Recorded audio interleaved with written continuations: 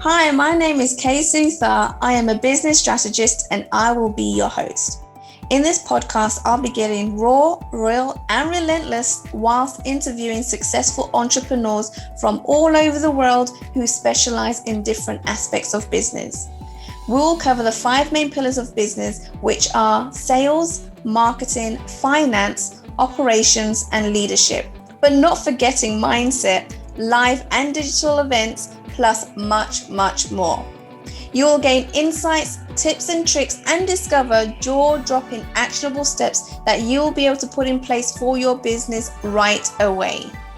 Guys, my next guest that I have for all of you, she is amazing. I have known her for a little while. We're part of mastermind groups and on Facebook groups, and the stuff that she puts on there, the content is crazy. I love it. I'm also going through one of her programs myself. Guys, she spent 20 plus years in management information systems as a programmer, systems analyst, database designer, and finally as an IT manager for a global company. She pivoted after a hypnotherapist eliminated her ulcer. It was a total convincer for her, and she became a hypnotherapist and an EFT stroke tapping practitioner. Along the way, she discovered a better and more effective techniques to help people have a better life. She became a bookstore owner and the event manager for another bookstore, putting over 300 events a year for 6 years. She saw how many heart-centered practitioners struggled to make their craft a real thriving business and decided to share her inside-out knowledge and experience. Now she helps mind, body, spirit healers and readers double their income with a 90-day trigger clearing coaching program. Please welcome Sue Wilhite, Profit Attraction Master. Sue, welcome to the show. Oh, thank you, Kay. I have been so looking forward to being a guest on your show since you were a guest on mine and you had the show in the planning stages, and it's been, oh boy. I was so excited to have you on here. I know we were meant to do this earlier. Things just didn't happen. Life is life. And sometimes we just got to go with it and just work it out, right? But finally, we've got here. And thank you for coming on to this show. Oh, you're so welcome. So what I would like to do is just get into the nitty gritty, right? Let's give people a load of value, and we'll figure out how we can actually make our lives, our business, a lot more successful than it is today. So before we get into all of that, I did mention in the intro that you were in IT. How did you go from being in IT to building your own business? Right? Yeah. How does that happen? A left-brained, logical, rational, structured IT programming, you got to do the flow to, right. Okay, we're doing left brain stuff, we're doing healing, we're doing productivity, we've got to do the intuitive, we got to do this. And the deal is that, of course, nobody is just one thing or another, right? Right. We no matter what my profession was, I was always intuitive. My left brain was always, I majored in comparative literature when I was in college. Huh. So when you just hear, did you go to IT then? Right. So IT came out of, and by the way, anybody who has a literature, English, or language degree, pay close attention. Okay.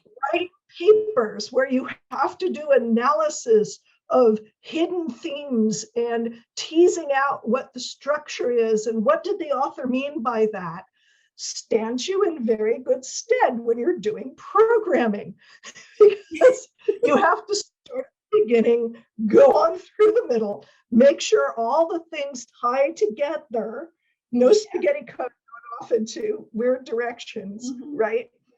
And in order to do it properly, you have to be able to interview the client or the customer to tease out what it is they really want, what they really have, what they're really doing, right?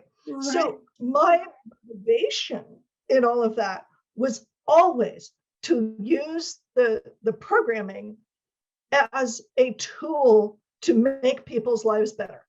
Right. Okay. Right? If I could design a system or a report that would save people hours of doing things manually so that they could go home early, or maybe do something, a different project, or find a flaw in manufacturing or in customer service or marketing or something like that.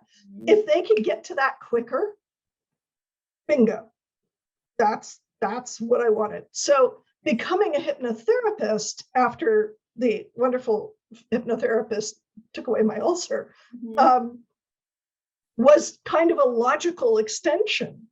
It was, ooh, I can make people's lives better by backing it up out of the workplace. Right. And helping them to be better people in whatever way that they really wanted to do. And then my IT skills that got really honed about what is it that you really want was really helpful. Yeah, I can see you love doing that, Sue. Yeah. Let's get down to it here. Okay, now just to backtrack a little bit, right, about the hypnotherapist that got rid of your ulcer. Now, Yes. How long did you have the ulcer for? Where did the ulcer come from? And how was it? Was it just one hypnotherapist session that actually got rid of it? How did that work? Yeah. So when I became IT manager, it was kind of cool, and it was a wonderful job for a little while. I had great support. It was almost a dream job. It was fabulous. And then we got bought by another company. And things shifted a little bit, not too terribly badly. My boss was really protective, but the stress level started to ramp, because now I wasn't taking care of a California company that was doing business in the United States. I was taking care of a company that was doing business all over the world, and there were systems changes and integrations and all kinds of things. So the ulcer was because I was not dealing with my stress properly. And I'd had the ulcer for the better part of a year when my friend said, oh, come to this hypnotherapy demo. This guy is really amazing. And he's doing free demonstrations of how hypnotherapy works, as opposed to a hypnosis show, right? This was not a hypnosis show. This was not where, you get 25 people up on stage and they cluck like chickens and they dance like aliens, or, all of this sort of thing. That's not what it was about. It was showing how hypnotherapy could be used as a therapeutic tool. Right. And so when the guy asked for volunteers, I went, oh yeah, sure, go ahead. I was like, you were convinced from the beginning, Sue. I was not convinced at all. Not at all. I said, I have an ulcer. Good luck with that. And he went, oh, okay, ulcers are cool.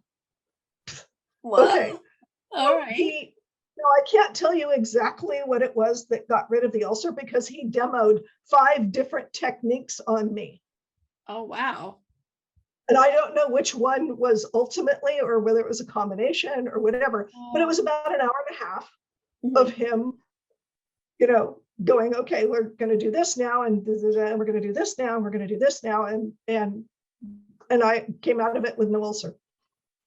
Well, instantly. Oh my goodness. So it was. How did I do that? I knew it because I was on medication that I had to take every 12 hours. And if I did not take it on the 12-hour mark on the dot, instant gastric flame. Oh, wow. Oh my So goodness. I took the medicine that night and woke up the next morning and went, okay, I knew it, but this is good. I'm over it. So, Sue, I know there's a lot of people that deal with stress, right? Work related or something that's going in their family or personal life or whatever. Everyone knows stress, right? There isn't a single person on this planet that doesn't not understand what stress is, right? Especially this year. Yes, exactly. But Yes. my question to you is, because you knew this was stress and it was work related, why didn't you just quit? Because I had nearly a six-figure income. Okay. And ultimately, I did quit. Okay. Well, not only did I have a six-figure income, but or a nearly six-figure income, but I also had, despite the stress, a really supportive environment. It was, my boss was amazing.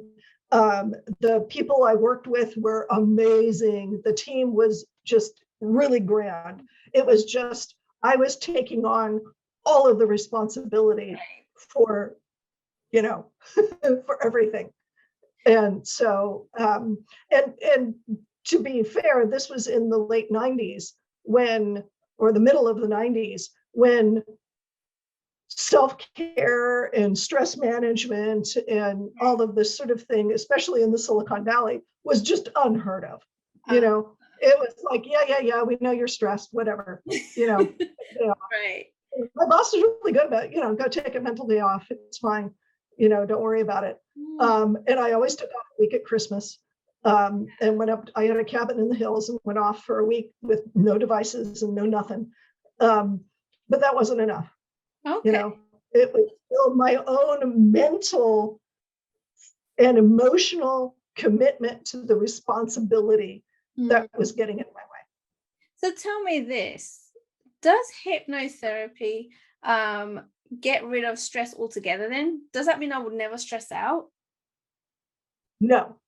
Okay. And there isn't a technique on the planet. And if anybody tells you there is a technique that will get rid of stress permanently, run away very, very fast, because stress is a natural part of our bodies. Okay.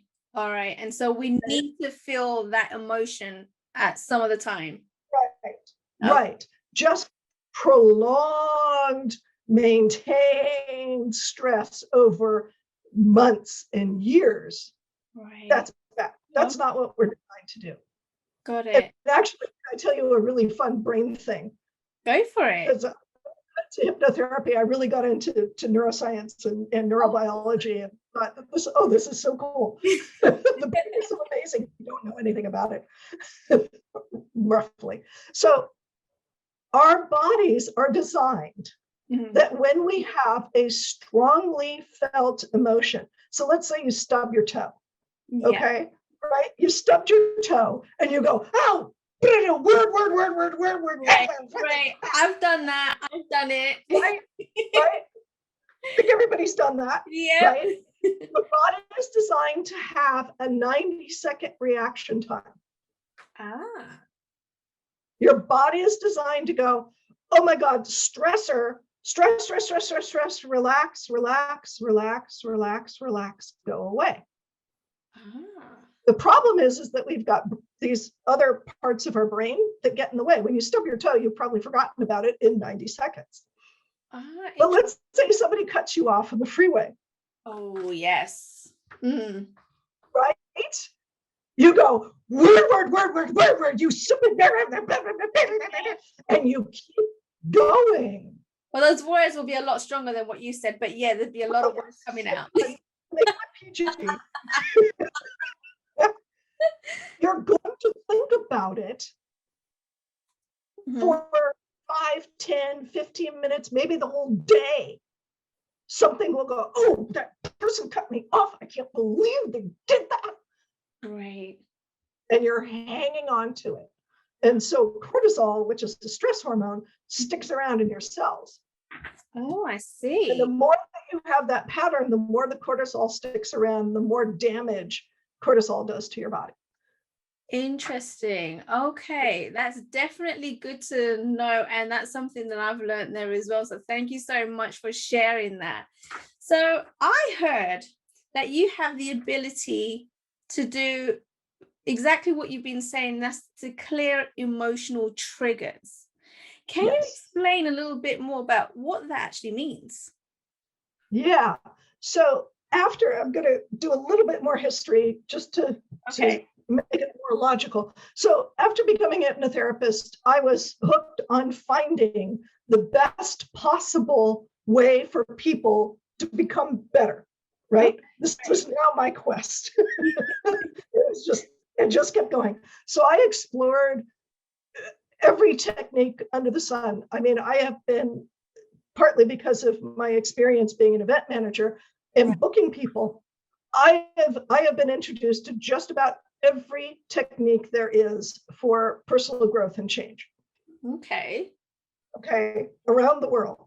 Wow. And right. And I've met some of them, some of the folks who invented them. And the most effective techniques, there's two of them really. The most effective techniques that I found had to do with sound, and sound in particular using tuning forks. Now, everybody has heard of, the singing bowls, right? Yes. And people tend to love the singing bowls. They've heard them and they, right? We love our singing bowls. I adore singing bowls. Just for people that don't know what singing bowls are, could you explain a little bit about that? Yeah, I thought I had one up on my desk, but oh wait, it's over here. Because it was very recently that I actually realized what a singing bowl was. I didn't know myself. So just for those people that don't know. Okay, there we go.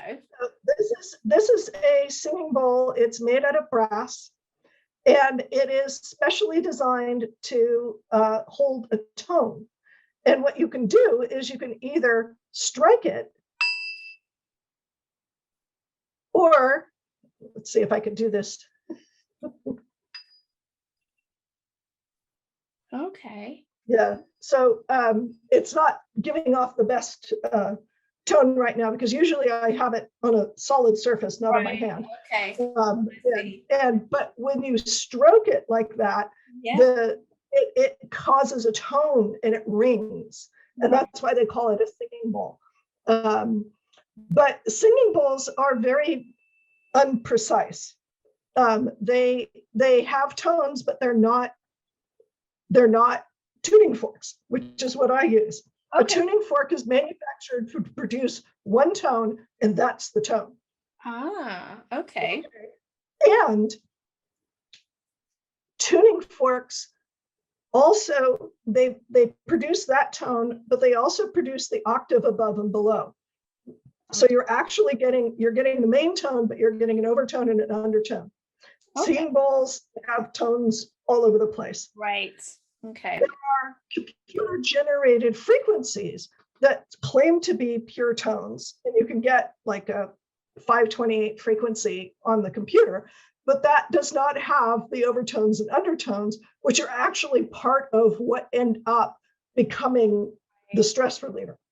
Okay. So I have specially designed tuning forks that I can use either on the body or remotely, and eliminate strongly held beliefs, emotions, thoughts, experiences from your system that are causing you, they're the things that you're hanging on to that are causing that stress. You've held on to them for more than 90 seconds. Yeah. And sometimes a lifetime. Right. And sometimes because of trauma. Right. And what I really want to stress to everybody is that I am going through one of your programs right now, and you're using those forks in those videos. And honestly, to be completely and utterly honest with you, brutally honest, I was thinking, what is this? That does this really work? It was a bit woo-woo to me, right? Yes. And so I was like, hold on a second. But it sounds woo-woo. Right. So I was like, hold on a second. Let me give this a try. I've known you for a long time. You've been doing this for a long time. Let me be a little open-minded about this and see what kind of reaction results that I get. And so as I sat there and you were doing your thing and I was watching the video, what I found is that I closed my eyes and I was just listening to the sound, right? And listening to your voice. And the biggest thing that I felt was a huge weight lifted off me. All of a sudden, I felt so light, right? Now, I don't know if that was meant to happen or there was something else that was meant to happen, but that's what I felt. That is the number one reaction that I hear from people who either do the program that you're going through or direct sessions. When I check in with them after the session, they go, I just feel lighter. And I go, okay, so do you mean lighter as in weight, or does the world seem brighter? And they go, both. Both. I've had people, when I was working on them in person, yes, I'd finish the session and they'd open up their eyes and they'd go, did you change the lighting in here? It's brighter in here. I'm going, no, if anything, it's darker. We lost an hour. It's in the afternoon. Wow. But you know what I did? My next reaction was that I felt so light, I had to go and take a nap. And that nap was one of the best naps I took in a long while, right? Yes. It was almost like a meditation. Yes. And I was like, okay, I just gotta take a nap now. And so, yeah, that was what I felt when I did it. And that felt really, really good. Yes, that's the integration part. And actually, I tell people don't drive, don't do anything after you've had a session. Okay. Because this frequently happens. Because what we've done is we've changed the energy balance in your system. Right. And it's not that we got rid of anything. Mm-hmm. The energy can be created or destroyed, right? First law of thermodynamics. What we've done is we've taken this energy that has been in this loop that's been going bad thing, bad thing, bad thing, bad thing. And we've evened it out so it doesn't do that anymore. Right, I see. And so this thing that has been literally crunching you, right, is now relaxed. And your brain says, wow, I get to relax now. I'm going to go to sleep. Right, I see. The brain tries to integrate all of these new pathways that just opened up, and to integrate all this new energy. It's not new energy, but this available energy that is going through your system. So it's fabulous for a stress reliever. Awesome. So my next question to you is, and I know our audience are probably thinking, what's happening here? What qualifies you as an expert in this field? Well, first of all, when I became a hypnotherapist, I did everything. I took every class I could possibly take. So I trained as a hypnotherapist for a year and a half, and I took hypnotherapy, I took clinical hypnotherapy, I took past life regressions, I took emotional technique, I took hypnoanesthesia, parts 1 and 2, I took pain management, I took the whole gamut of it. And then, over the years, I've taken other courses in personal development. And when I got introduced to this technique that I was talking about, which is called biofield tuning. Now, the biofield being the electromagnetic field that surrounds your body, it's called a biofield. This is a technical term. It's defined in science. Right. And tuning, because I've had people go, biofield tuning, that's just such a woo-woo. No, biofield is a real term. Right. It's the tuning forks, right? So I'm tuning the electromagnetic field around your body. And the person who created this technique, Eileen McCusick, certifies people with a multiple part training program that is very thorough. She insists on us doing kind of like what therapists do. You have to do so many hours Right. of Yeah. practice. We had to do hours and hours and hours of practice before we could Right. be a practitioner. And then in February of 2020, just before everything happened, Right. I got certified as an advanced biofield practitioner. I took the advanced course and did the work associated with that. So I'm now an advanced biofield. So you've done one or practitioner. two little things here and there. Yeah. Plus all of the experience that I brought to the table from all of my other things that I have done. So all of my other practice. So you've done a lot of different things there. You've clearly done your research. You looked at different avenues. And now you've come across this formula that absolutely works for everyone. Now, I want you to mention, as I mentioned earlier, that I was doing one of your programs that helps you get rid of some of those triggers. Can you mention what those 7 triggers are? Because I know there's going to be a lot of people that come under one of those categories, if not more. Right. Okay, give me a second. I'm going to call it up because 7 is beyond my memory. 7 triggers are illness, poverty, abandonment, addiction, betrayal, abuse, and violence. Right. See, now there is something in every single one of them, right? Even if we don't want to admit it to ourselves, right? We'd be able to relate to maybe all of them at some point in our lives, right? Yes. On to.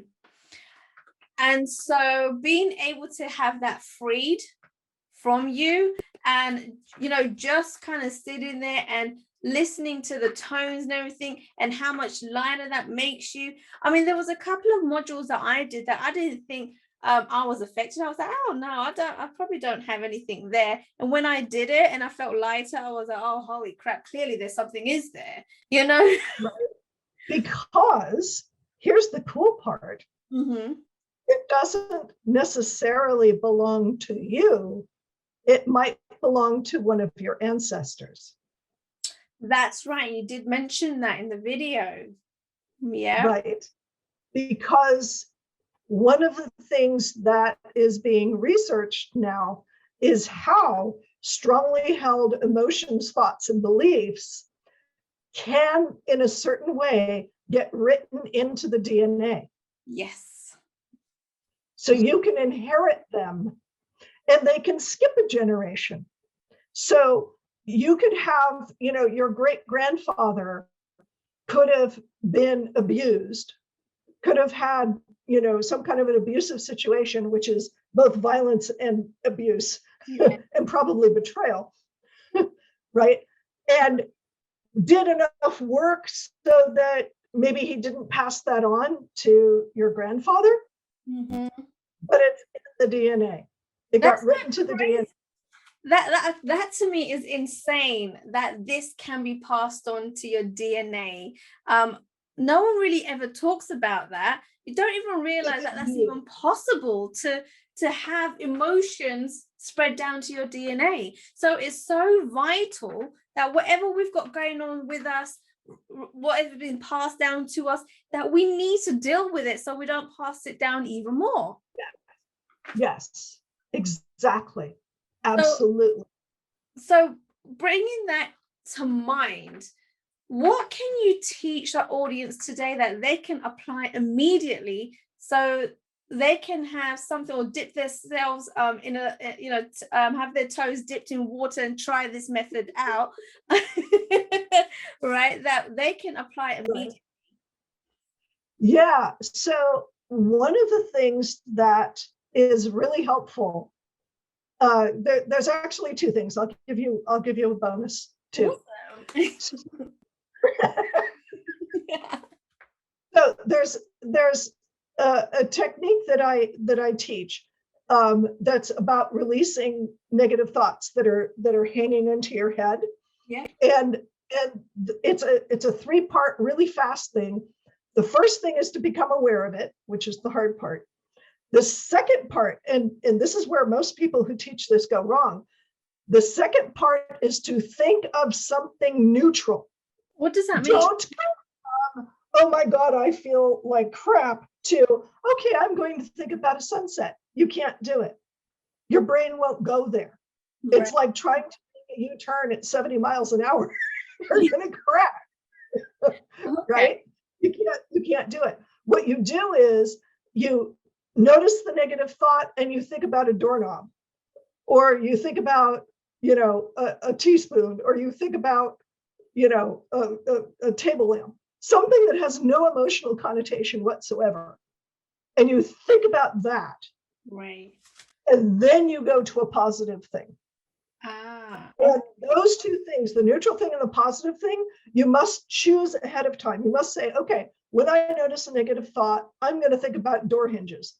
And then I'm going to think about my baby laughing, or I'm going to think about how good a rose smells, or I'm going to think about, drinking a good cup of tea and how warm that is on a winter morning. Got it. Okay, I see. So we reframe that so we know what to think about when we go into these into that particular mindset. Okay. Yes. So that's one. The other is, if you can possibly manage it, go outside, take your shoes off, and touch a tree. What, with your feet? No, just go outside with, sorry, that wasn't clear. Go outside, take your shoes off underneath a tree if it's safe to do so. Don't go out in 20-degree weather. Take your shoes. Barefoot is best, and take care of yourself. But go touch a tree. Touch a tree and get in kind of communion with the tree. It has been shown that being in touch with, literally in touch with nature, trees are best things, actually reduces your stress level.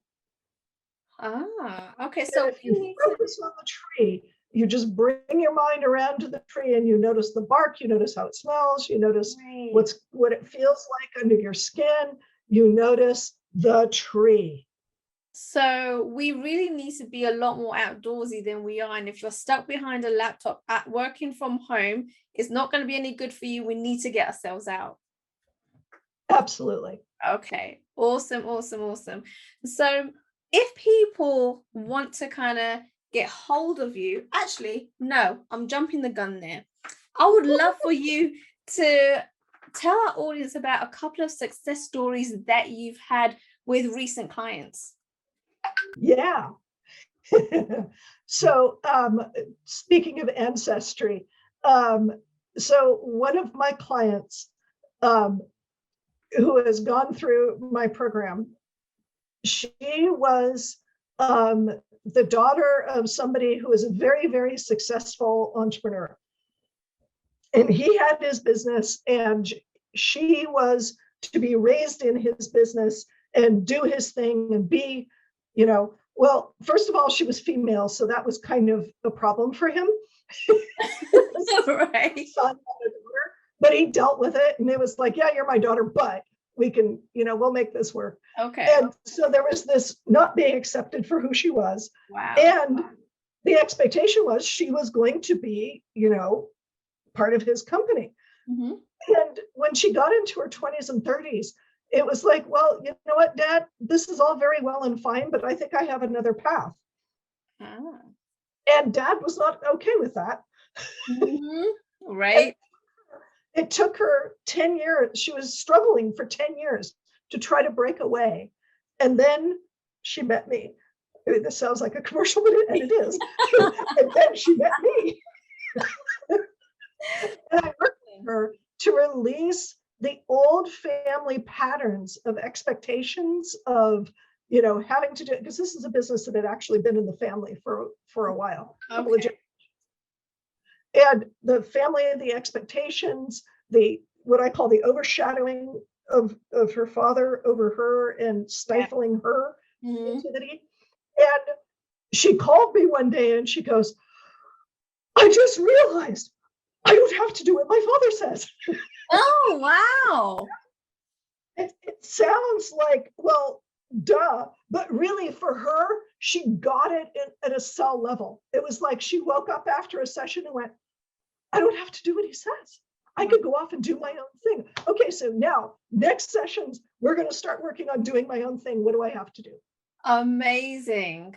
Amazing. You know what? Yeah. And it's just those little things that I guess keep us behind us to, what we really want to do. And it may not sound like a big thing to other people, and it may sound easy, but when you're going through it and you don't know any better, or you don't realize it yourself, it's difficult to get yourself out of the situation, right? And it comes down to, you don't know what you don't know. If you've got it into your mind, this is how it should be, then that's what you're going to be doing. Right. And you don't know that thing is so embedded in there. Right. And you don't know how to get it out. No. And so the deal is that she had been struggling for 10 years. Insane. Don't struggle for 10 years. Don't struggle for 5. Don't struggle for 1. Yeah. If you find yourself struggling after 6 months, let's accelerate this process. Right. Exactly. Don't waste time getting your gifts out in the world. It's not worth it. No, it definitely isn't. I love it. So if people want to get to know you a little bit more, or if they want to actually find something, addition that they can do, maybe some free support, where can they go to find this information? My website is called sweetsoundofsuccess.com. I'll say that again, sweetsoundofsuccess.com. And on it, you'll see the biofield tuning sessions are up there. And if you look along the menus, you'll see my coaching programs. You'll see individual sessions. I'm still not doing things in person quite yet. I'm almost there. But I can definitely do remote sessions all over the world. And I've done them all over the world. With somebody in South Africa, somebody in Germany. So it's like across the United States, it doesn't really matter. Okay, awesome. And guys, remember, all the links will actually be in the show notes. So if you didn't catch it here, take a look below. You'll see them there. Sue, it was such a delight having you on the show. Thank you for being here. Learned so much stuff just in the few minutes that you were here. So I'd love to kind of just say thank you again. Well, thank you, Kay, and best of luck to you. I hope I want this podcast to be incredibly successful, and I know it will. Oh, I'm sure of it. I'm going to make sure of it. There's no other way. You got to make anything that you do is got to be a success, right? And it's not just a dream you follow, but it has to be your obligation, right? You got to make it work. So yeah, definitely gonna go down that route for sure. Once again, thank you for being here, and I will speak to you soon. Bye. Bye. Thank you for your time and listening to Uncensored Society Podcast. All resources mentioned throughout the episode will be added to the show notes, and you'll be able to find them at the bottom as you scroll down. Don't forget to go ahead and subscribe and leave a review in iTunes. Thank you once again.